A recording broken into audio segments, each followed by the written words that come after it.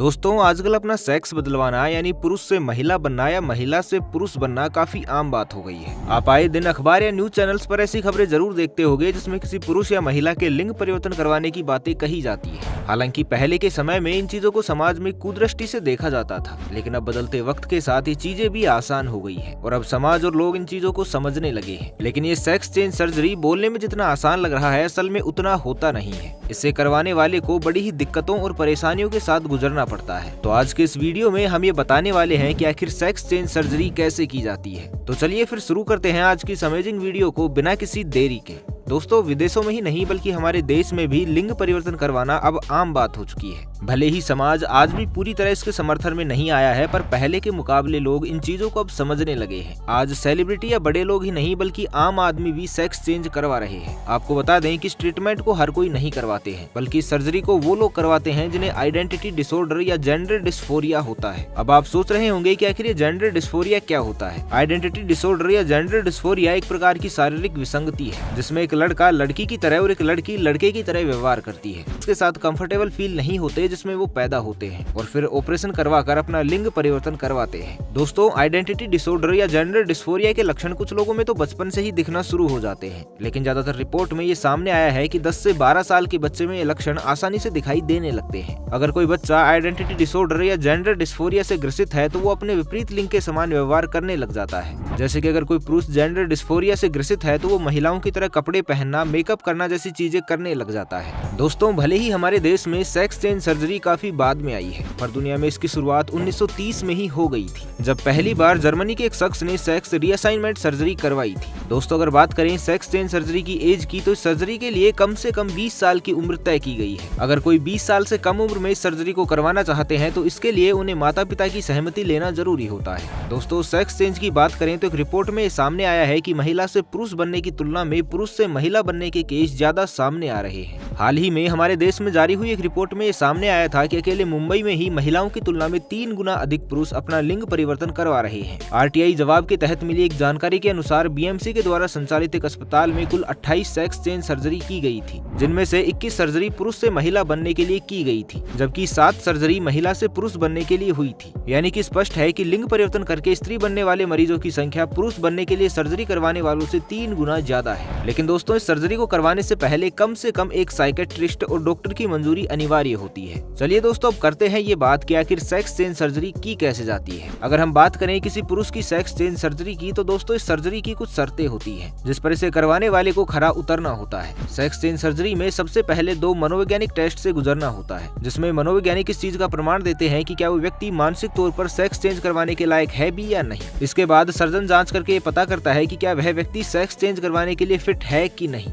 इसके अलावा sex change करवाने वाले उस पुरुष का कम से कम 18 महीने महिला की तरह रहना और 12 महीने हार्मोन थेरेपी करवाना भी अनिवार्य होता है। उसे अपना नाम भी कानूनी रूप से बदलवाना पड़ता है, तभी उसकी सेक्स चेंज सर्जरी की जा सकती है। दोस्तों जब सारी चीजें कंफर्म हो जाती हैं तो फिर शुरुआत की जाती है सेक्स चेंज सर्जरी की। इस ऑपरेशन में लिंग और अंडकोश यानी कि टेस्टिकल्स को निकालकर योनि बनाई जाती है। योनि में क्लिटोरस भी होता है। ऑपरेशन के समय पेशेंट को टेबल पर घुटने मोड़कर लिटाया जाता है। फिर यूरेथ्रा यानी कि मूत्र मार्ग में कैथीटर डाला जाता है ताकि मूत्र निकास हो सके।